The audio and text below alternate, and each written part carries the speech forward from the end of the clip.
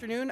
Calling to order this meeting of the Tax Committee for February 9th, 2023. Do we have a quorum? Okay, well, we're waiting for a quorum to get here. While we're doing that, or can we, does that mean we can't approve the minutes if we don't have a Yeah, quorum? you can approve the minutes. You can't do spot I can't do anything. Okay. without the quorum. So we can, Did Swedzinski make it for me? Okay. Once we have one more. All right, once we have a quorum, maybe we'll approve the minutes between our two bills. But we have two bills before us today, but they're substantial, so I want to get right into our committee. First up, we have House File 1369, and I'm going to move that House File 1369 be laid over for possible inclusion in the omnibus tax bill. Welcome back to the committee, Representative Kotyza-Witthuhn. Thank you, Please Chair tell us about your bill. Yes, certainly. we have I do a- have an author's amendment. Yep, We let's can move that. Great. Yeah, so I'm going to move the A2 amendment. Madam Chair. Yes. You'll have to wait on that. Do we have a quorum? Oh, We should wait.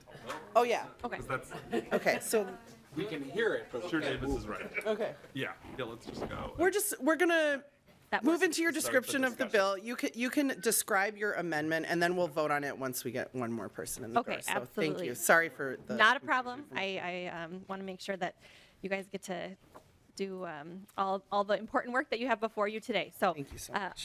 I will briefly describe the amendment. It's basically an expansion of the bill in order to cover children between the ages of 6 and 17. So if that's all right, Madam Chair, I will describe House File 1369 as amended, as potentially amended, and we can go back from there with any questions. But it will be a statewide comprehensive child tax credit. Many of us are familiar with the federal child tax credit that was in place through December of 2021 through the American Rescue Plan, and it made an amazing dent in childhood poverty.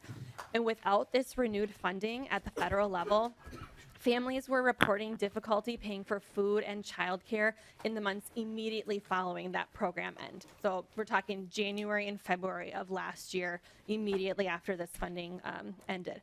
So now, several states are considering implementing or expanding their state-level credit. I began conversations on this proposal over a year ago in partnership with former Chair, now Commissioner Marquardt, Chair Pinto, advocates, and I'm excited to share today what would be a massive investment in the children and families in Minnesota. House File 1369, as hopefully will be amended, will provide $3,000 annually per young child under the age of 6 and $1,000 annually per child between the ages of 6 and 17. It's a refundable credit, which makes it available to our lowest income earners. And we are also working with the Department of Revenue under Commissioner Marquardt's leadership to provide advance payments throughout the year, as opposed to families receiving the funds after that tax year comes to a close. This type of program is widely supported by Americans. Almost 60% of people surveyed have supported bringing back these monthly payments, and that includes 75% of parents with children under the age of 18. Research has shown that it's especially important to support children under the age of 6 when families have the additional burden of childcare in their family budget. I know in this committee we've previously discussed the Great Start Child Care Tax Credit, which can be considered by the committee in addition to this proposal or potentially scaled to assist families at different income levels. There is no doubt that this would be a costly endeavor, but I believe and research shows that there is no better return on investment than investing in our Minnesotans and their families. So I appreciate your consideration and ask for your support to make Minnesota the best place for children.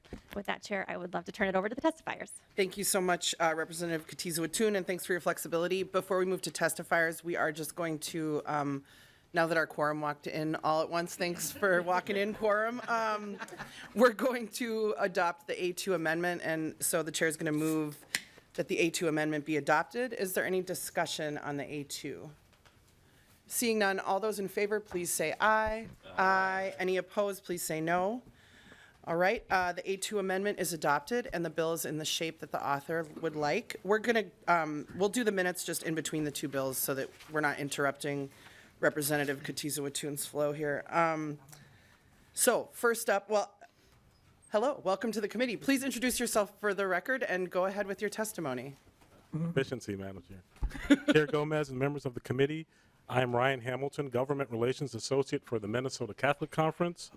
We support House File 1369 because direct cash transfer programs, such as child tax credits, have provided clear evidence that the tax system is an effective way to bolster family well-being. Families are the most important contributors to society. The family plays a unique role as the first economic unit, the first classroom, and the first community that each of us experience. Parents do the irreplaceable work of nurturing the next generation of thinkers, artisans, and caregivers. As you may hear from witnesses today, too many families are finding themselves in a precarious economic position. But family finance is not the only concern. Minnesota's economic system is based on population growth. Yet the state demographer has forecast almost no growth in our population in the years to come. Minnesota needs more families. If we don't get them, the state will eventually have more people who are receiving government services than paying for them. The best way to recruit new families is to send a bold policy message that their contribution is seen, valued, and supported. Only 9 other states have implemented a fully refundable child tax credit. House File 1369 as amended would be unrivaled as the nation's leading child tax credit. It would offer tax justice to parents who may not pay a lot of income tax, but they do their part to fund government through the other taxes they pay. It would offer tax justice to working class families who are one bad life event away from dipping into poverty. It would also send a clear message to aspiring parents that they will be supported when they bring children into the world. The National Council of State Legislatures research shows that for every $1 of tax credit, it generates up to $2 in local spending as parents pay for their immediate household needs. Thank you, Rep. Kotyza-Witthuhn, for drafting this bill as boldly as you have. And we recognize that the Tax Committee's time is valuable, so thank you, Chair Gomez, for making time to discuss the CTC. And thank you, members of the committee, for bringing the economic well-being of Minnesota families to the forefront of your deliberations. Thank you. Thank you so much, Mr. Hamilton. We appreciate your testimony. Next up, I have Yen Fasano. If you're here, you want to come up. Don't forget to introduce yourself at the beginning and then go ahead with your testimony. Thanks so much for being with us. Is this on? Okay. Yep, we got you. All right. Greetings. My name is Yen Fasano, and along with my husband, Frank, we are raising 3 children, 2 of which are teenagers under 17. So I know you already feel for me. Before I share what this bill means to me personally, I wanted to say that I'm deeply grateful for the leadership here that is working on this child tax credit bill, and it is my hope that it will pass to help out families. I grew up in a single-parent household, and I vividly recall the numerous sacrifices my mom made to provide for my siblings and I. Our food consumption rotated between eggs, rice, ramen, and Spam, right? So rare were the fruits and veggies, but she always stressed that education is the most worthwhile investment in our life and the vehicle from which we could exit poverty and be contributing members of society. For my family and the many families that seek a school to partner with in the formation of our children, there are many sacrifices seen and unseen to make that happen. Most difficult are the financial strains. This bill would provide relief, but more than that, it demonstrates that the government has sensitivity, understanding, compassion towards the working class, and sends the message that it values and validates and trusts that parents are the first educators, that the choices they make are always driven by what they know is best for their child, as we strive to raise children with character, integrity, and wisdom so that they could grow in virtue and in service. I've been an educator for most of my career in inner city Chicago, Memphis, but there is no role that is harder than being a mom, striving to raise and provide for my children physically, emotionally, spiritually, as they form and grow up as adults. So we've had to get creative, like every other family, sacrificing during this pandemic and the hardships of inflation with all the costs. But they're worthwhile and they're necessary to shape future-based leaders in service to others, and that's why we invest in a Catholic education. So as parents, fellow parents here, grandparents, or perhaps you're going through the same struggles, I hope that you recall what your parents may have done for you to provide this education, and that you can be a light and help for others as we daily adapt to make it work for our family, which usually always results in less. given the rise in prices and everything else. So thank you for your time. I think I'm under 2 minutes, and grateful to be here. You did great. Thank you so much for being with us. We appreciate it. Next up is Vincent Ruiz Ponce, and then Heidi Flanagan is on deck. So Heidi, if you want to come up and sit behind Mr. Ruiz Ponce, that would be good for just moving through our agenda quickly. Welcome to the committee. Thank you so much for being with us. Thank you all for having me. And thank you for the opportunity to speak to all of you today. As was said, my name is Vincent Ruiz Ponce. I live in South St. Paul, Minnesota with my wife and 5 children that we work very hard every single day to raise. I would like to speak in favor of this Minnesota tax credit. Because I know the direct impact that it has on families like myself. We benefited immensely from the federal tax credit, which just really saved us in so many different ways. I've always had a full-time job working. I work in construction now, and I work hard to support my wife and our desire for her to stay at home to be the primary educator of our children. And that means that we make a lot of sacrifices in terms of finances to make sure that she can stay home and take care of our kids. And so, like I said, we not only benefited, but really depended on the federal tax credit. It really helped us to not feel insecure about putting food on the table. And really it helps us, especially with those unplanned child expenses. You know, we work really hard. We talk about our budget probably every other week. But it's the unexpected things that you can't budget for, like needing additional bunk beds, dyslexia tutoring for some of my children, for my twins getting their version of braces at the same time.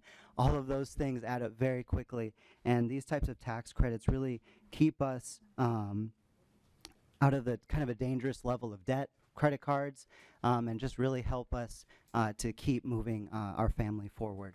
And ensuring that we feel confident that we're going to be able to put food on the table and give our kids the things that they need. And so, again, just want to speak in favor of this bill, and I thank you for your time and your support. Thank you so much. Appreciate your testimony. I think some of our members can relate with larger families when some of those unexpected expenses. I saw Representative Wiener laughing when you, not in sympathy when you talked about your 2 kids needing braces at the same time. Heidi Flanagan, thank you. I didn't mean to make the whole crew stand for so long, but thank you for joining us. Please introduce yourself and go ahead with your testimony. Hi, my name is Heidi Flanagan. My husband and I have the honor and the responsibility of raising our 7 children, ages 4 to 17. So this is a little sampling. We have lived on a single income since the birth of our firstborn, which is something that we believe has shaped our family culture to be strong, resilient, and beautiful. My husband loves working for a small nonprofit, and I get to stay home full-time to homeschool each of our children. We call ourselves tightwads, but as thrifty as we have been, we've not been able to get out of our financial debt. Beside the normal expenses of feeding and caring for a large family, we also have those unexpected expenses. Our son, Matthias, for example, had 6 ear surgeries in 18 months and now has a cochlear implant so he can hear. Each of our children, though, has their unique talents and challenges that we're trying to nurture and form so that they will grow to contribute to the common good. Hopefully, they will grow up to live and work in Minnesota, raising families of their own. We've been really intentional about where and how we spend our money and have worked hard to raise our children well. We request financial aid wherever we go so that our children can participate in programs that we think are worthwhile. However, the financial stress is very real for us. I can tell from across the room when my husband is paying the bills, just by the way he looks. It is shocking even to shop at Aldi's and Goodwill and see the price tags. Our monthly house mortgage, as you can imagine, compares with our monthly food bill, and each month our food bill actually goes higher and higher above our mortgage. It would be incredibly helpful to have the financial resources available in raising our family, working towards financial freedom as we continue to do, and this proposed bill would launch us leaps and bounds to being debt-free. On behalf of our family and so many others, thank you for introducing this bill to support us hardworking families. Thank you for your time, and I wish you each well. Thank you so much for your testimony, and thanks everyone for joining us. We appreciate it. Next up is Ryan Richardson, and then Jessica Webster. You're on deck after that.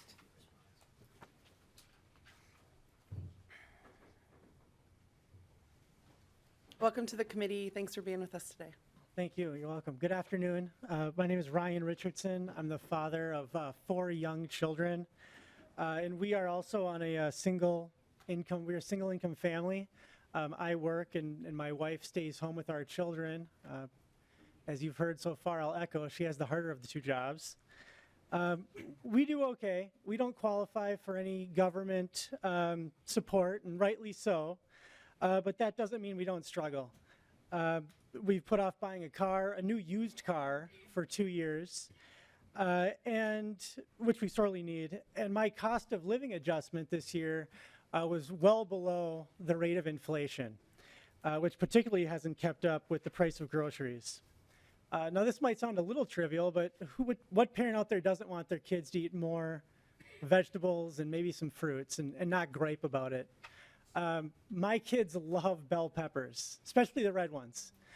They eat them up as fast as they can get them. And at dinner, there's no bickering or scolding or bargaining over a dessert if bell peppers are what they're being asked to eat. For snacks, they love the Minnesota's own Honeycrisp apple. They over salty snacks or chips or other junk foods. If you've been to the grocery store lately, and I was this morning, 1 red bell pepper is $2.25, and 1 Honeycrisp apple is $2.99. What this tax credit would mean is that parents like me, middle-class parents, wouldn't have to hesitate about putting the fruits and vegetables that their kids enjoy and love into the shopping cart. I strongly encourage you to support this bill, and I think I speak for many parents when I say it will help keep dinner time pleasant rather than having to go to canned asparagus. Ooh, I love candy. canned asparagus. That's a. It's delicious. Everyone besides Representative Davids is horrified. Madam but, Chair, this is not my first bill before the committee, but otherwise I would have brought some canned asparagus for everyone. Good identical lot. Thank you so much for joining us, Ms. Webster. Please introduce yourself and go ahead. Thank you, Madam Chair, members of the committee. My name is Jessica Webster. I'm a staff attorney with Legal Aid. I use she, her pronouns, and Legal Aid represents low-income families and families and kids experiencing poverty and hardship statewide. I want to thank Representative Kotyza-Witthuhn for bringing the bill and Chair Gomez for creating the space for the conversation. And I just want to abbreviate my testimony, I want to point to a letter in the packet that we are part of a group of groups of coalitions of about 45 and growing that are really, really excited and enthusiastic about a state-based child tax credit. There's some design principles in that letter that we have pointed to that you can read, and we like it because it's transformative, it's going to dent child poverty, and it has the potential to really tackle racial disparities in a really aggressive and meaningful way. And with that, I'll defer to my friends at the Children's Defense Fund.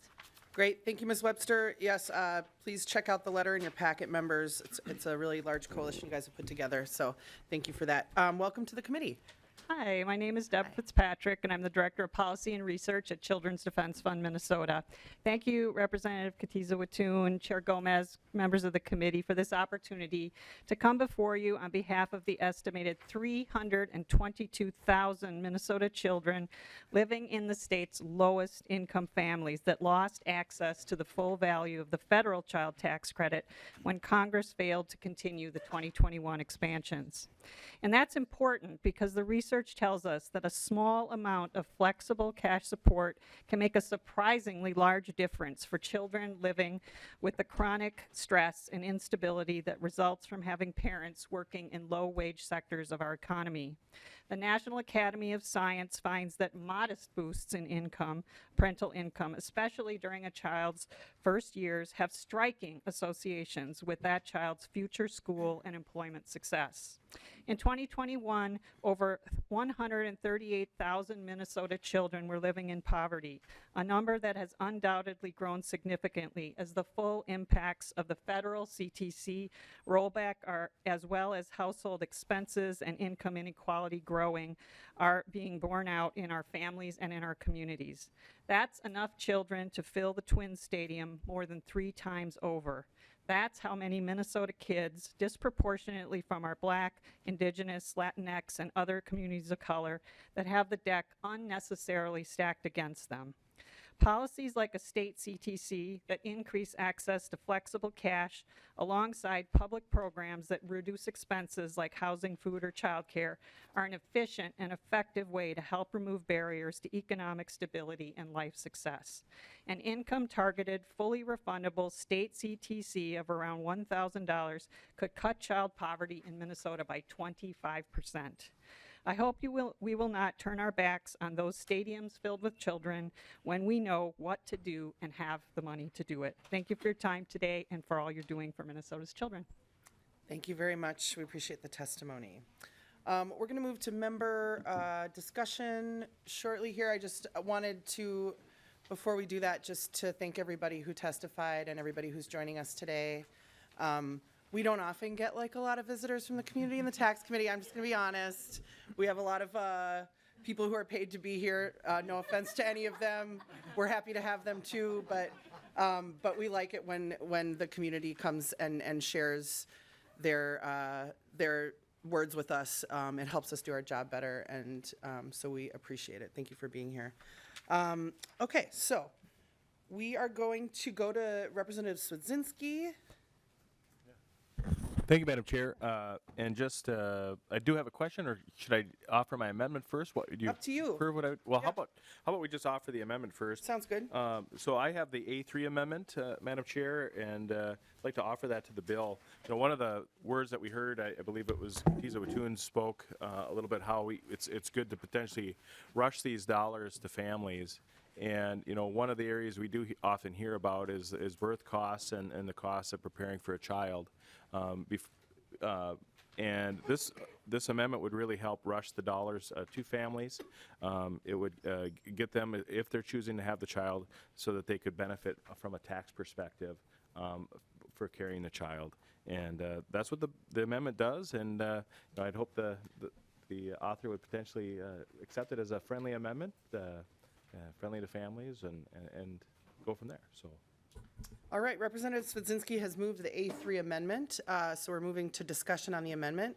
I would go to the author of the bill, Representative Kotyza-Witthuhn. Thank you, Chair Gomez, and Representative Swedzinski. I appreciate you recognizing the urgency in making sure that we get this support to families as soon as possible. I think that we agree on making sure that we get support to families in any way possible. I don't agree necessarily that this amendment is the way to do it on this bill, but I'm on the Children and Families Committee. We're doing a lot of work to make sure that we're helping pregnant people as they move through that prenatal period, offering home visiting, early Head Start options, SNAP, TANF provisions, and making sure that pregnant people have access to nutritional foods with those sorts of federal supports as well. And so I would ask members to vote no on this amendment. I think there's a lot that we can do together moving forward on paid family and medical leave, just making sure that parents have that time and some additional support in the immediate days after birth. But I think that we should focus on birth through age 17 at this point in this bill. Thank you, Representative Kotyza-Witthuhn. Is there any further discussion on the A3? Representative Olson, B. Thank you, Madam Chair. I would just, give you a personal story. So I have a little one who's due on the 17th of March. So I'm running into a little under, about 6 weeks now, and I'm a little nervous about that. This will be my third one. And I think that if this amendment were to go on to the books, that would have benefited someone who's falling into my category, because before December 31st, we would have hit that 28 weeks scenario. And this would have been incredibly beneficial to my family in particular, who is in no way, shape, or form phenomenally wealthy. We're okay. We're doing just fine. We're incurring a lot of increased costs with regards to food and childcare and all these kind of things that we're discussing regularly here in this tax committee, especially, but as a state entirely. We've incurred thousands of dollars worth of expenses over the past couple months preparing for this child, and it's our third one. So we have a girl who's 5, we have a boy who's 3. We're going to have a girl. We don't have to buy any extra clothes because we were able to save all that stuff. But there are things like car seats that are no longer viable. They tell you that you need to recycle and get a new car seat due to the new standards and licenses. So we have a new car seat that we purchased. We have prenatal vitamins that are very expensive to perform. Make sure that our kid has the best possible chance going on into the future. And it doesn't start the day the baby is born. It starts on day 1, which is approximately 9 months before the baby is born. And so when we're looking at an amendment like this, if we're truly trying to help families, if we're truly trying to provide these children with their best possible scenario in which to thrive, this is something that is necessary. And it's not talking about, in the future helping, in some early childhood committee. It is here right now, today, in order to ensure that our families in the state of Minnesota have the absolute best chance. Thank you. Thank you, Representative. Is there any further discussion from members on the A3? Well, maybe I'll say something just briefly about taxes, and then we'll go to you and see, or I don't know, if Carly, if you have anything else you need to say, but we'll just let you have the final word. No, go if that's ahead. Okay? I just want to say that sometimes I feel like it's my responsibility to be the tax scold. I've referred to myself as that before. So there are many places, many ways that the tax code, many benefits that get extended to children in the tax code and to parents in the tax code. And there is no precedent that I'm aware of for extending those benefits for children to those an unborn child with a gestational age, as is outlined in this amendment. And so it would be pretty unprecedented. So I just wanted to say that first is just that this would be kind of diverging pretty significantly from the way that kind of tax policy benefits for children are extended to parents, which of course, as any of us who've had kids know, is not to say that there aren't expenses, obviously, that are incurred, in the course of pregnancy. But I just wanted to say that. But Representative Swedzinski, any? Well, thank you, Madam Chair. Oftentimes we hear, we have to be leaders, and I know the state of Oklahoma, I believe, is a state that does offer some of these tax benefits for child that are still in utero, and so there wouldn't be, we wouldn't be breaking totally new ground. But I think when we're focusing and looking at these issues, like we heard from the testimony, I think getting these dollars in the parents' hands as soon as possible. This isn't a pro-life, pro-choice question amendment at all. It's just whether or not we really want to just focus these dollars in as soon as possible. So Representative Olson kind of spoke a little bit about his circumstance. If you think about that, how it would potentially work is to say, his bride is so far along, if that taxable date, she's at 28 weeks, December 25th, that family would be able to enjoy the fruits of that tax benefit for one extra year. And so you can imagine, and that's probably the most gainful year. It's those early years by the bill, the way it's structured.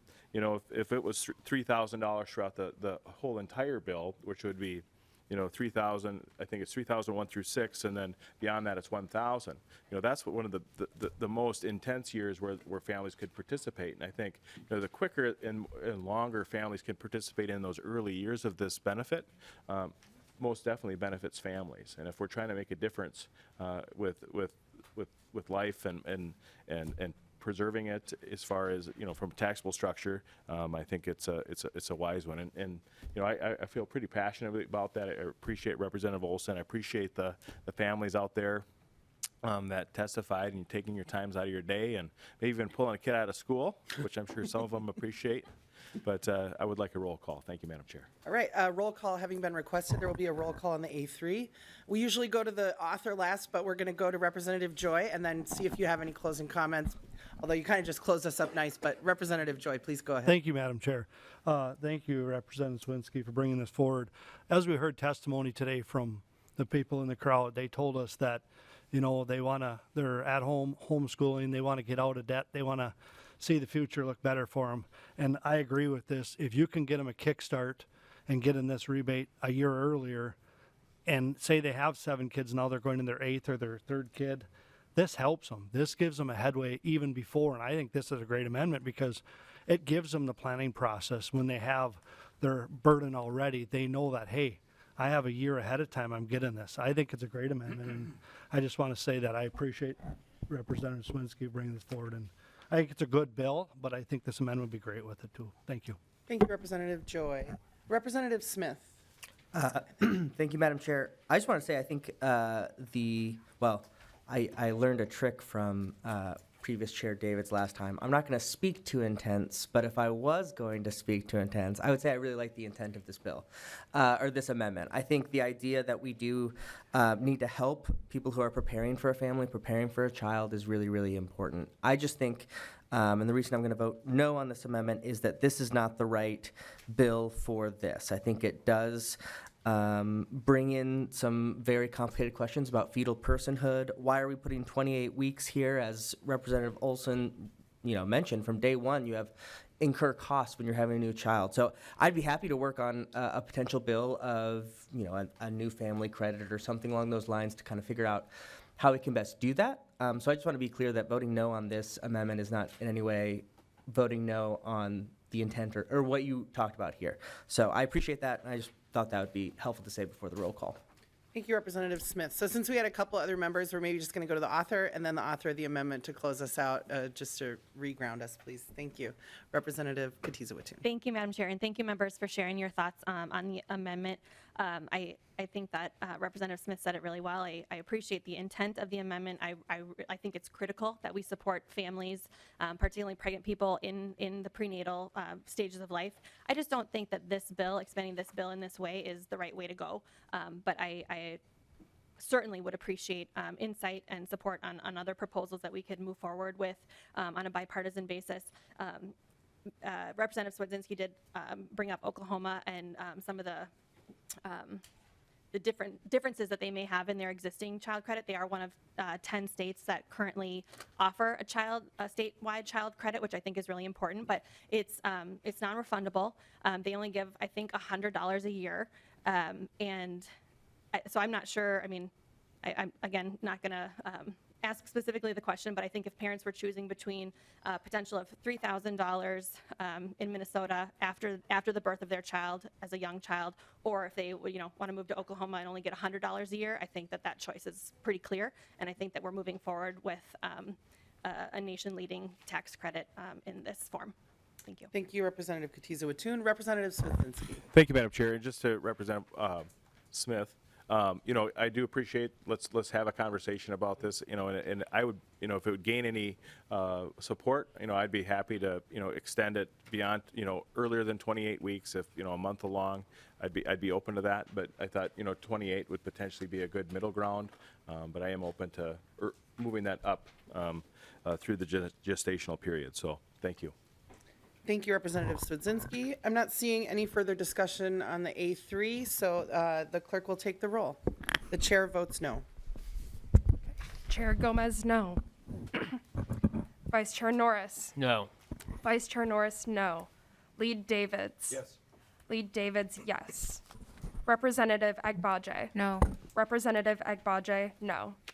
Representative Anderson, excused. Representative Brand. No. Representative Brand, no.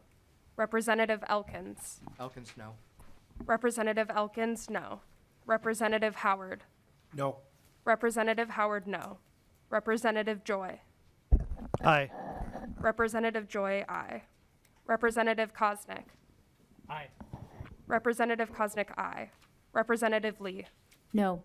Representative Lee, no. Representative List-Lagarde, excused. Representative Olson, B. Yes. Representative Olson, B, yes. Representative Olson, L. No. Representative Olson, L, no. Representative Pinto. No. Representative Pinto, no. Representative Robbins. Aye. Representative Robbins, aye. Representative Smith. No. Representative Smith, no. Representative Swedzinski. Aye. Representative Swedzinski, aye. Representative Wiener. Yes. Representative Wiener, yes. Representative Whitty. Yes. Representative Whitty, yes. Representative Joachim. No. Representative Joachim, no. There are 8 ayes and 11 nays. There being 8 ayes and 11 nays, the A3 does not pass and is not adopted. I'm going to just, I don't know if you have any final, I'm sorry, to general discussion of the bill. How about let's do that too? Sorry. Representative Robbins. Thank you, Madam Chair, and thank you, Representative Kotyza-Witthuhn, for bringing this bill. I have a question for you, or maybe for staff, but I wondered, first, at what income threshold, because I didn't see it in the fiscal note, is the phase-out complete? And because I'm assuming then when the phase-out's complete, people would take the deduction that's already in law. And then secondly, does this count as income? So then how would that impact people's SNAP benefits? So would this, I didn't see again in the fiscal note, if this would actually take some people off SNAP benefits because of this. So if someone could address that. Representative Kotyza-Witthuhn, I'm happy to go to Mr. Williams. It looked like he moved his microphone a little Thank you, closer Madam to him. Chair. I think Mr. Williams can maybe address the first part of the question, and I'm happy to address the second part. Great, so let's go first to Mr. Williams. Chair Gomez and Representative Robbins. So the income at which the phase-out would be complete would depend on the taxpayer's filing status and then also the age of their children and how many children there are. So the credit is reduced by 10% of adjusted gross income above the phase-out threshold. So for someone who claims the credit for young children at $3,000, it would be reduced essentially over $30,000. But potentially a taxpayer with more kids or kids, they get the $1,000 credit for older children. It would be phased out at sort of different places. So it sort of defends taxpayer to taxpayer in terms of where it's fully phased out. But generally, it's about $30,000 per young kid and $10,000 per older child. Representative Robbins. Sorry, Madam Chair. Is it possible to get some sort of like average run on that or something so we could look at it, or is it too technical to get in the weeds like that? Mr. Williams. Chair Gomez and Representative Robbins. So we have data on the number of qualifying children for the federal child credit that we can do modeling on. However, that data doesn't account for the ages of the children. And because the bill's credit sort of varies depending on the age of the child, I don't think we can get detailed modeling on that. DOR might be able to. Representative Robbins, anything further? Okay, thank you. Is there any further discussion on the bill? Representative Pinto. Thank you, Madam Chair. I'm going to play the type here and just emphasize the young child part of this, and as long as I have the opportunity, and just note for members that when your kids are little, that's the time in your life, the research shows, when you have the least savings and the lowest income you're ever going to have and the worst credit scores you're ever going to have. And as one of the economists who taught this to me says, past income, that's past income, current income, future income, that's all the income. That's all you got. And so we know there's such a big payoff from that age. And so I'm really grateful, Representative Kotyza-Witthuhn, for the emphasis. And if folks are kind of thinking, we're emphasizing much more for that age than for others, and just recognizing how much more we're spending in other areas. I too, as Representative Smith said, I found the amendment intriguing just in thinking about how can we provide support for pregnant people, and especially and people with newborns, and thinking about the timing and how do you structure this to get in people's hands. That's a really challenging time of life. For folks, I will note that one really huge thing we know is paid family medical leave. People being with their kids for those first 12 weeks. We know in Canada that's 12 months, and things are going really well there, and it's all fine. But in any case, so I do think what that makes me think is there's a bunch of tools that we have maybe to address what the amendment's trying to address. This seems like it could be a really powerful tool, and emphasizing it for those younger kids when families are really at sea, and yet we know it's that huge impact. That's really good stuff. So thanks for your work on this. Thank you, Madam Chair. Madam Chair. Yes, thank you, Representative Pinto. Representative Kotyza-Witthuhn. Thank you, Madam Chair. I just wanted to briefly address the second part of Representative Robbins' question before we continue. So you asked about counting toward income and how that may impact families qualifying for other federal benefits. So that is something that has been brought to my attention with the advocates. I did speak with former Chair Commissioner Marquardt about that in process, and so that's something that we certainly want to look at. We're considering if there may be a lower number of advance payments that might help us work around that. It's certainly something that, that would be an unintended consequence. And we want to make sure if there's additional language that we can frame up in the bill. I don't know if Mr. Williams has anything to add on that at this point, but I do appreciate you for flagging that because it is something that we are working on. Yeah, my apologies for not letting you answer the second part of Representative Robbins' question, but I appreciate it. And, this bill's going to be laid over, and so thank you so much for flagging that issue, and we'll see if there are, kind of ways that we can craft it to make sure that that doesn't happen. Representative Robbins. Thank you, Madam Chair. Thank you, Representative Kotyza-Witthuhn. And my last question, somewhat related to this, is on those advance payments then. I'm no longer on the Judiciary Committee, but I put in 4 years over there, and just wondering if there would also be some opportunity to include language about audit trails or reports on how this is going, because I think other committees might have some concerns that there's that's not mentioned or addressed in the bill at this point. Thank you. Thank you, Representative Robbins. I don't know if, yeah. I think the committee can certainly consider that as you move forward. I've never heard audit trails in tax committee, but maybe we need to start talking about them. I don't know. We'll work on it. Thank you so much for that, Representative Robbins. Just going back to discussion on the bill, Representative Smith. Thank you, Madam Chair. I'm an equal opportunity. I like the intent of this bill, but not sure about the overall intent with this one. I've talked to you about this, Representative Kotyza-Witthuhn. First of all, just sympathetic to everything we've heard from you, from testifiers, the immense need to make sure that families are able to not just afford their lives, but thrive within their lives. And incredibly important. I'm just not sure if the tool, as Rep. Pinto called it, of tax credits are generally the best way of this, because everything we're spending on this tax credit, we're not spending on expanding services.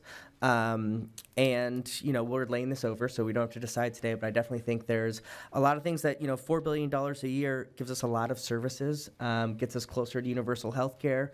Maybe we're going to talk on the floor tonight about universal meals at breakfast and lunch. Maybe we can do that for dinner with this money. So there's a lot of ways that we can address potentially these really, really important issues. So again, I'm saying this is wonderful, the intent, but as we look at the larger tax omnibus, this is going to be obviously a huge price tag with a couple other things we have. So I don't know. I felt compelled to say that I love what this does, and the idea of helping families in a really hard time, but hesitant to not put this towards services and just tax relief. So just general comment. Thank you, Representative Smith. Madam Chair, or go, whatever. Well, I'll add you to the list. Okay, go to the list, yeah. Representative Koznick. Thank you, Madam Chair. I was just wondering if maybe we could get a little bit of walkthrough or better explanation to help me understand, maybe some others, how the credit is reduced by 10% as gross income goes, say, for a couple over 150,000. How just the mechanics of it, a little explanation, so I can follow a little better. To Mr. Williams. Thank you. Chair Gomez and Representative Koznick, it's pretty typical of how we draft phase-outs in the income tax. So you sort of say what the threshold for the phase-out is, and then sort of how much of each dollar over that threshold your credit gets reduced by. So in this case, if you have $1,000, your adjusted gross income is $151,000. It'd be 10% of that amount, so your credit would be reduced by $100. So it's sort of it's kind of like saying $100 for each $1,000 of income, but rather than being kind of a stair-step pattern, it's more of a smooth phase-out. Representative Koznick. That's very helpful. Thank you. Okay, thank you. Representative Davids. Thank you, Madam Chair, and to some comments that were made by the speaker before, Representative Koznick. I didn't mention any names. I noticed. Pretty. Done. Never underestimate my sneakiness. But sneakiness. Well, you can talk all you want. In the tax here, I mean, this is a huge price tag on this. I'm not saying it's good or bad or indifferent. I hope that our committee will be hearing all bills for what they are. When I was tax chair back in the day, we heard we might have had a tax bill of X, and it was the cost for the bills we heard were about 3 times that. So you're going to get a target. You'll have a target. I think we should hear the bills as they are. And yes, this is a huge one. It's not going to be at this price. We know that. I mean, taking money from education and healthcare and nursing homes, things like that. So there's going to be a lot of competition, and we do have quite a few funds, but there's going to be a lot of competition. And so I hope this committee will not be saying, well, that busts the budget or something like that, because I think we just need to hear everything, and then we'll put it together, or you'll put it together at the end, and then we'll go visit with the Senate. Thank you, Representative Davis. Is there any further discussion? I'm not seeing any from members, so we'll go to Representative Kotyza-Witthuhn for some closing comments.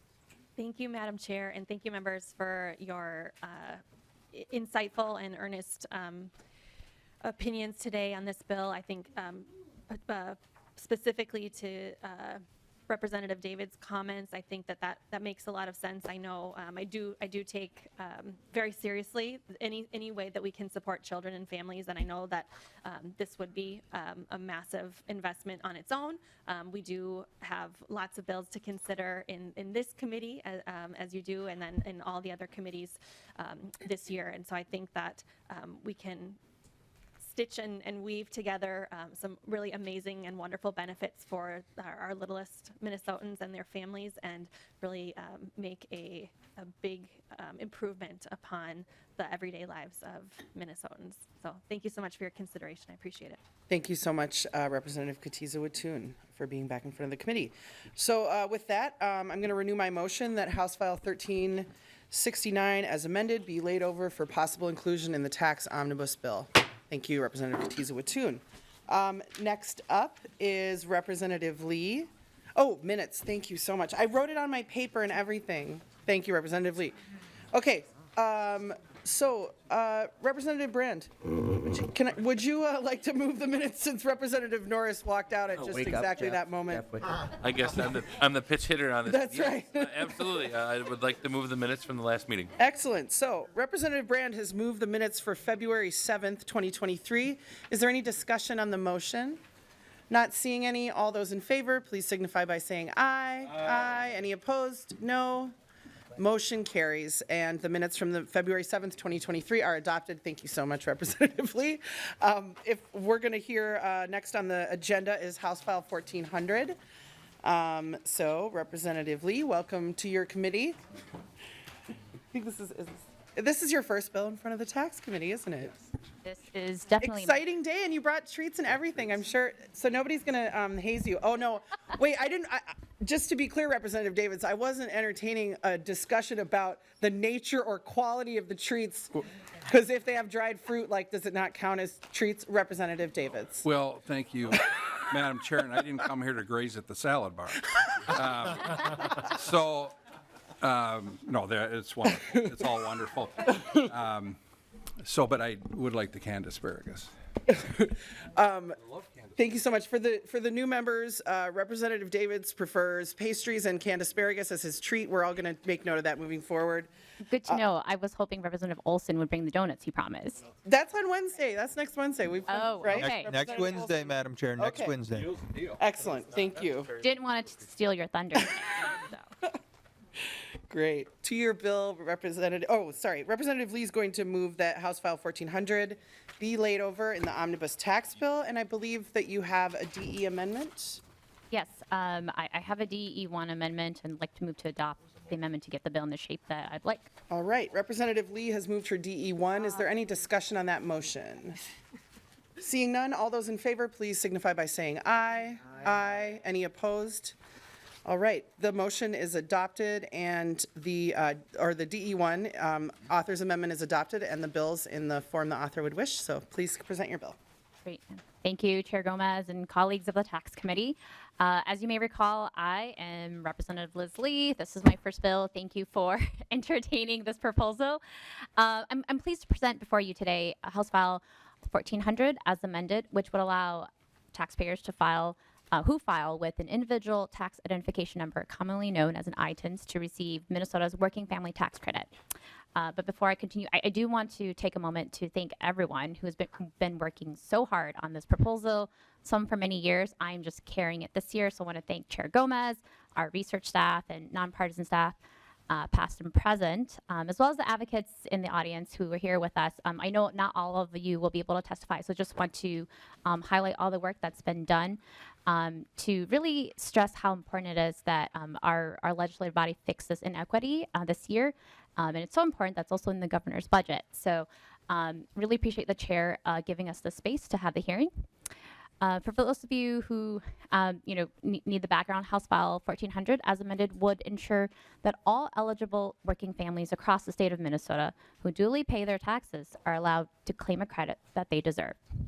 Simply put, if a person is contributing to the economic well-being of our state, they should also be entitled to tap into programs designed to promote the economic security of all of our communities. And so, with that, I'm going to yield my time to the witnesses that we have signed up, and then I can fill in the blanks as we close at the end. Great. Thank you so much, Representative Lee. So we have a number of testifiers. First up, we're going to call up Assistant Commissioner John Klockziem. Thank you for joining us, Assistant Commissioner. Welcome back to the Tax Committee. Thank you, Madam Chair, and good afternoon, members. For the record, my name is John Klockziem, Assistant Commissioner at the Department of Revenue, and I'm here to testify in support of Representative Lee's bill, House File 1400.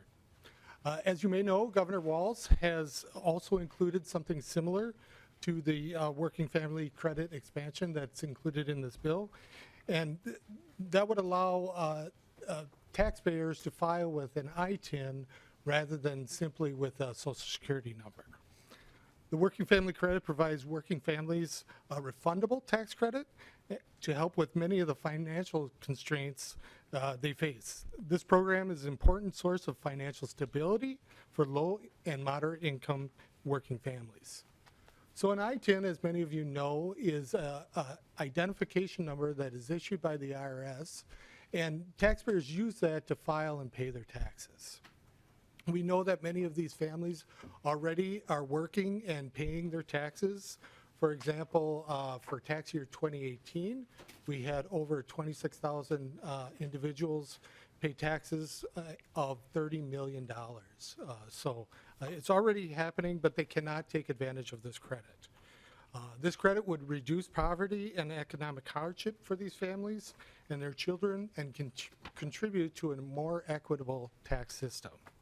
So what we're looking for, and you've seen it in the estimate, there's about 9,000 taxpayers that would benefit under this bill with an average credit of 1,087.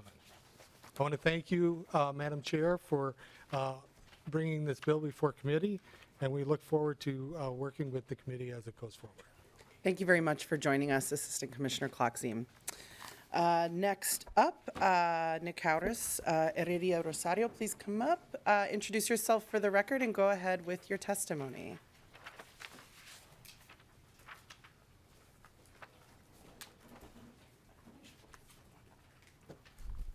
Good afternoon, Chair Gomez and members of the Taxes Committee.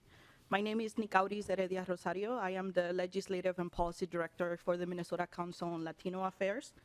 I am here today on behalf of the Council to express our support for House File 1400 as amended, to expand the working family credit to include taxpayers who file using an ITIN number. This bill represents an opportunity to support low and middle income families and move towards a more equitable tax code system, while also sending the message that ITIN filers' contribution to the state of Minnesota is valuable. As a state agency, the Council advises and informs elected officials about the needs of the Latino community. And based on our work, we have seen the significant impact that financial insecurity and the rising cost of living, as you know, have had on our families. Last summer, the Council conducted listening sessions across Minnesota to listen to the needs of Latino Minnesotans. One of the key issues that was raised constantly throughout the conversation was the disparity in access to tax credit, to the state tax credit. This feedback echoed what we have heard in the past, indicating that this is a persistent and pressing issue that affects many members of the Latino community here in the state. ITIN filers play a vital role as workers, business owners, taxpayers, and community members, and they contribute to the funding of our public services. yet they are excluded from many programs and benefits. The council supports, House File 1400 would allow to close this gap, making the program more inclusive and increasing its impact. As it was mentioned, this would allow roughly 9,000 taxpayers to qualify for this benefit. This expansion also would inject more money into our economy, helping to stimulate growth. The council strongly supports House File 1400 as amended, and we encourage this committee to vote on this important legislation that would take a step forward towards creating a more equitable and inclusive Minnesota. So thank you for your time. Thank you very much, Ms. Heredia Rosario, for joining us today. Next up, we have Mauricia. You want to come up?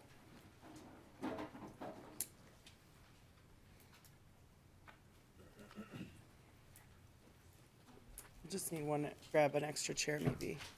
Thank you.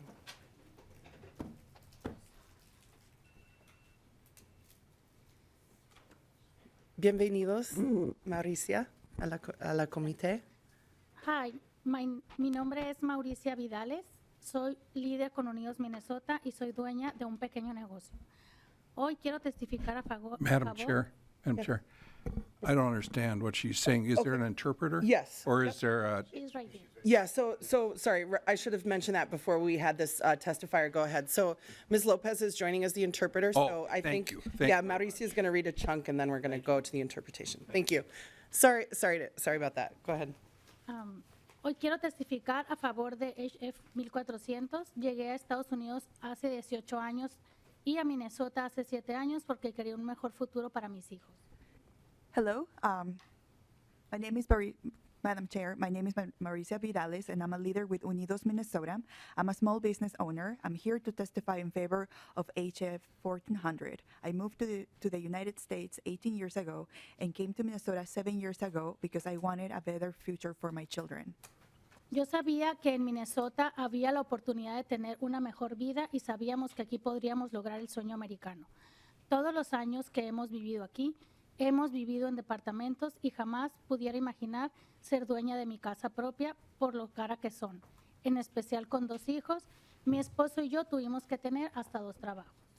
I knew Minnesota held the opportunity for a better life and that we could achieve the American dream here. The entire time we lived in the U.S., we lived in apartments, and honestly, I did never imagine owning a home because of how expensive they are, especially with 2 kids. My husband and I had to work many, many jobs just to survive.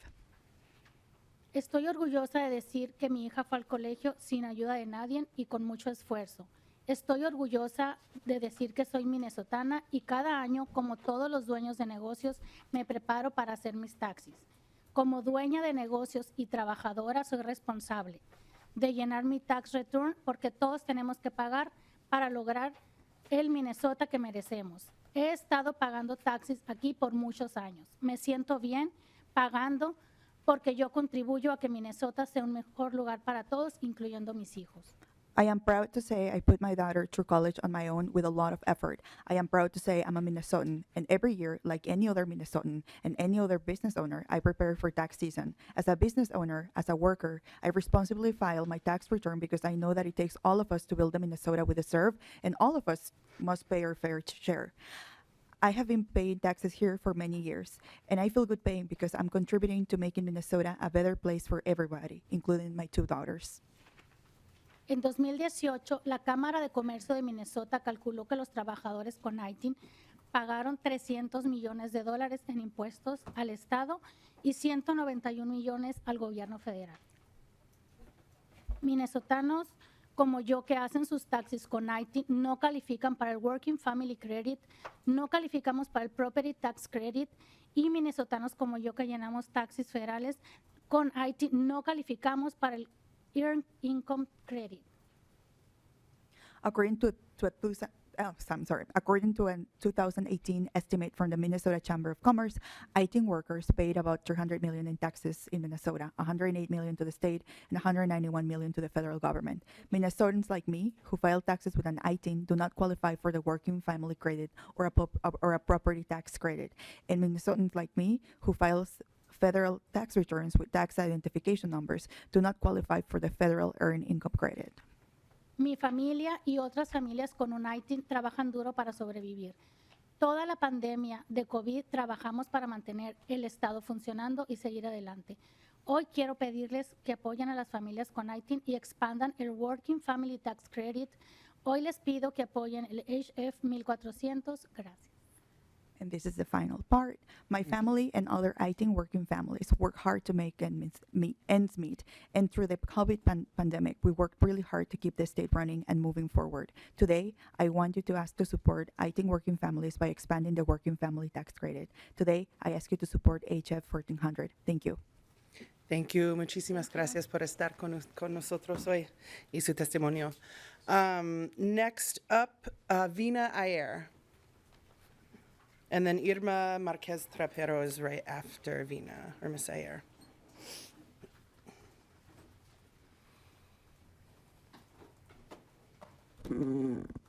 Welcome to the committee.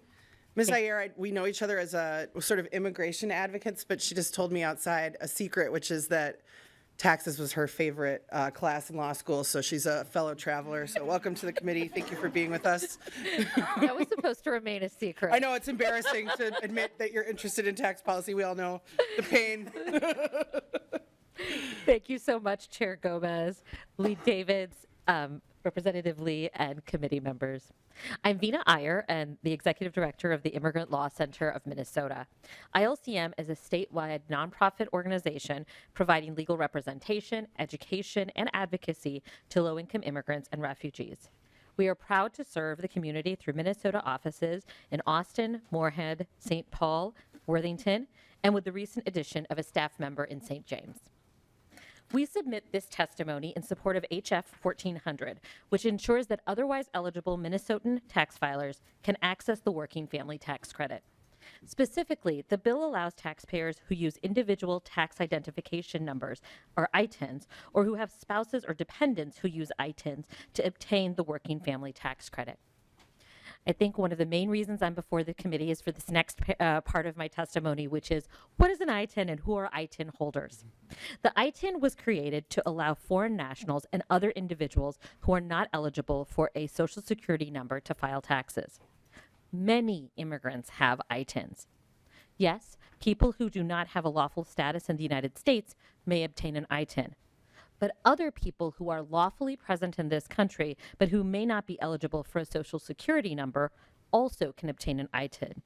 These individuals include a foreign national who has been legally residing in the United States who, based on the number of days in the country, is filing a U.S. tax return, a foreign national who is a student, professor, or researcher in the United States and is filing a U.S. tax return but does not qualify to receive a Social Security number, a dependent or spouse of a U.S. citizen or lawful permanent resident, or a dependent or spouse of a foreign national on a temporary visa. So who would benefit from this change to the Working Family Tax Credit? All Minnesotans. Let's take the example of an immigrant worker in the resort, landscaping, agriculture, or construction industries who is helping to mitigate the labor shortages in those industries here in Minnesota and who is the mom of 2 children. She works, she pays her taxes, and she contributes to our economy as a worker and as a consumer. But if she has an ITIN, or even if she has a Social Security number as a taxpayer, but her children have ITINs, she cannot claim the Working Family Tax Credit. The Department of Revenue estimates that if this bill is adopted, newly qualifying families could claim an average Working Family Tax Credit of $1,000 per year. That is a month's rent, the out-of-pocket costs of a medical emergency, or a car repair, all of which would make a tremendous difference in the lives of this family, support the mom to continue to work in the community, and provide cash to the mom's local landlord, healthcare provider, or mechanic keeping money in the community. We therefore urge the passage of HF 1400, which corrects a fundamental inequity in Minnesota tax law and promotes prosperity for all Minnesotans. Thank you. Thank you, Ms. Iyer. We would ask you to just stick around in case there's any questions that we need your assistance with later. Next up is Irma Marquez Trapero. Welcome to the committee. Please just introduce yourself at the beginning and go ahead with your testimony. Thanks for being with us. Thank you. Good afternoon, Madam Chair Gomez and members of the committee. My name is Irma Marquez Trapero, and I am the Executive Director of Latino Lead. At Latino Lead, we envision a world where Latinx community members are civically engaged, connected, supported, and seen as the vital force of influence in Minnesota. I'm here today to testify in favor of this proposal. As a daughter of hardworking immigrant parents who have ITIN numbers, I strongly support efforts to remove arbitrary and truly inequitable barriers that keep otherwise eligible Minnesotanos and Minnesotans like my parents from accessing elements of our tax code simply because they use a federal individual taxpayer identification number, ITIN, for tax purposes instead of a social security number due to their immigration status. I am an adult now, but as a child, my parents and my single mom, I should say, would have been income eligible for working family tax credit if they had been allowed to participate in such program. However, they instead ended up paying more taxes than their neighbors that didn't use ITIN when filing their taxes. We need to ensure that working families do not continue to overpay if they do not have to, merely because they use an ITIN number. This shows that, or according to the IRS, in 2015, 4.5 million ITIN filers paid over $5.5 billion in payroll and Medicare taxes and 23.6 billion in total taxes. This shows that ITIN filers are fully contributors of our tax base, our economy, and our workforce. Allowing them to participate in the state's working family tax credit is a matter of fairness and an investment in our current and future workforce in Minnesota, as well as inclusion of our immigrant communities. As we all know, eligibility for the working family tax credit families and individuals must be part of low-income households, and we cannot leave any filer behind. It is estimated that each eligible return filer with an ITIN will receive a credit of roughly $1,000. This would make a real difference for these low-income households. I know it could have for my case. It can mean the difference between getting a car fixed or simply saving for future needs. ITINs can improve long-term U.S. economic growth and productivity by channeling key tax credits, particularly to families with citizen children. It is very simple. Including immigrants in this program is fiscally and morally responsible, and at the end of the day, it boosts our economic growth by lifting the human capital and the overall well-being of their families like mine, and therefore future generations of our workforce in Minnesota.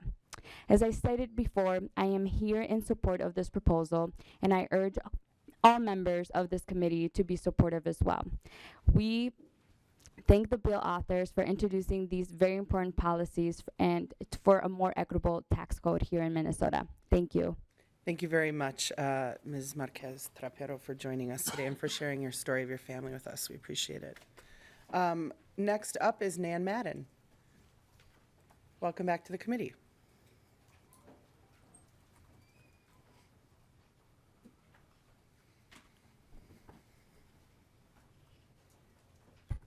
Thank you, Madam Chair, members of the committee. My name is Nan Madden. I'm Director of the Minnesota Budget Project. I want to thank Representative Lee for bringing this bill forward. We strongly support House File 1400. To briefly recap what you heard in an earlier hearing, Minnesota's working family credit makes our tax system more fair. It supports working people to succeed in the workforce, to better afford their basic needs, and get children off to a stronger start. It's based on the federal earned income tax credit and builds on that credit's documented success in supporting work, reducing poverty, and improving health and education outcomes for children. A growing number of states have acted so that workers and families who use an ITIN for tax purposes and meet all other requirements can qualify for their state tax credits similar to the working family credit. And you have a letter in your packet that lists other organizations like ours who support removing barriers for ITIN filers to access the working family credit. Minnesotans who use ITINs play vital roles in our communities and our economy. They do their part to fund our schools, roads and bridges, and other public services we all count on. It does not make sense to exclude them from the working family credit simply because of the type of ID number they use on their tax forms. The working family credit makes it more possible for low-wage Minnesotans to succeed in the workforce. And with today's tight labor market, we can't afford to have workers turning down extra shifts or job opportunities because they have challenges affording what they need to get to work. There's also a positive multiplier effect when lower-income Minnesotans have more to spend on groceries, diapers, rent, and other basics in their local businesses. Please end this arbitrary barrier to these valued members of our communities. Thank you. Thank you, Ms. Madden. Is there anybody else who wishes to testify on this bill? That was the last one I had on my list. Just looking around. All right, so that's the conclusion of our testimony. We're going to move now to member discussion. Representative Elkins, you're first. Thank you, Madam Chair. I had a question for Mr. Kloxheim. Yeah, Assistant I can Commissioner. start while he's walking up there. So I think I understand how SSNs and ITINs work, but I just want you to confirm my understanding. So my understanding is, first of all, that only citizens get Social Security numbers. That's correct. That's correct. Okay. Oh, No. We could maybe have Ms. Iyer come up. No offense, Assistant Commissioner Kloxheim is a tax policy expert, but maybe not exactly an immigration attorney. So we have one. Maybe we could, but we could tag team if that's okay. Great. All right, so we'll go to Ms. Iyer to answer that. No, that's not correct. There are a wide number of immigrants who can get Social Security numbers. So people who are not citizens who can get Social Security numbers. Representative Elkins. okay. Is it true that only non-citizens would get an ITIN? Ms. Iyer. Chair, Representative Elkins. I believe that would be most of the people. I am not aware of a restriction that you cannot get an ITIN if you are not a U.S. citizen, but that may be something that the commissioner can opine on. And I saw that Representative Lee had a comment. I know she's been doing a lot of work on this. If there's anything you wanted to add. Well, I think the assistant commissioner can fill in the holes if I don't, answer the question fully. But just so folks are clear, I mean, the IRS issues ITINs to folks regardless of status. It's just for people who do not qualify for a Social Security number. And, there is actually privacy laws because we want to incentivize people to pay taxes to the federal government, right? Mm-hmm. And so we actually don't really track that number. Like we don't report, these people are undocumented, these people are not, who have ITINs. Thank you, Representative Lee. Commissioner, are you good? Did you have anything to add, or you're okay? No. Okay, great. Representative Elkins. So, okay, third one would be, would it at least generally be true that when a non-citizen becomes a citizen, if they have an ITIN, it would be replaced with a Social Security number at that time? Ms. Iyer. Chair Gomez, Representative Elkins, yes, that's correct. Okay. Representative Elkins. Is it true that in order to get a paycheck from a Minnesota employer, you would have to have one or the other? Ms. Iyer or Commissioner? Everybody's looking at each other, so I'm not sure. I stumped them. Sure, this isn't the first time that Representative Elkins has stumped a table full of testifiers, let's just say. Welcome to the committee, Ms. Bears. Thank you, Chair Gomez and Representative Elkins. For the record, my name is Joanna Bears. I'm the Legislative Director of the Department of Revenue. I'm not sure I'm going to be able to clarify this much. When it comes to the Department of Revenue, we don't necessarily define what would be considered, what a person would receive. Yep. And that would be a kind of a question for the Department of maybe Economic and Employment or Dolly. Okay. Okay, Representative Elkins. That's fine. Thank you very much. Mm-hmm. All right. Representative Koznick. Do you need all of them to stay up there, you think, or? Maybe. Okay, TBD, nobody go anywhere. Representative Koznick. Probably not that challenging of questions, but just to help for understanding, would this encourage more Minnesotans to file to get an I-10 and now report income as Representative Lee kind of alluded to, as opposed to people that maybe are working for cash and not reporting taxes. Is there anybody who wants to, I mean, yeah. Ms. Iyer. Yes. We're doing a little bit of speculation, Yes, right? yes. I'm just looking for Yeah. to help understand Yeah. the broader issue. No, I I think don't that's Oh, know the helpful. answer Yeah. particularly. Chair Gomez, Exactly.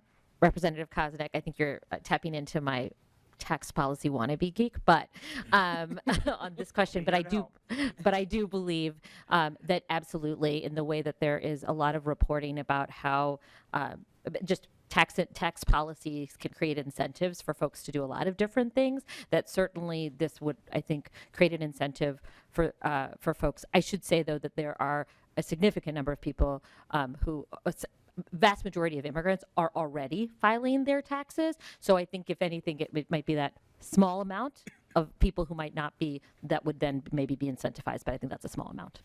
Okay. Representative Koznick. Thank you, Madam Chair. And I guess I was trying to find out, and maybe if there was some research or data, if doing something like this would encourage more people into the workforce and on the to help us support the state tax revenues as the purpose of that question. So if you run across something, feel free to share with the committee. My other question is just to kind of clarify.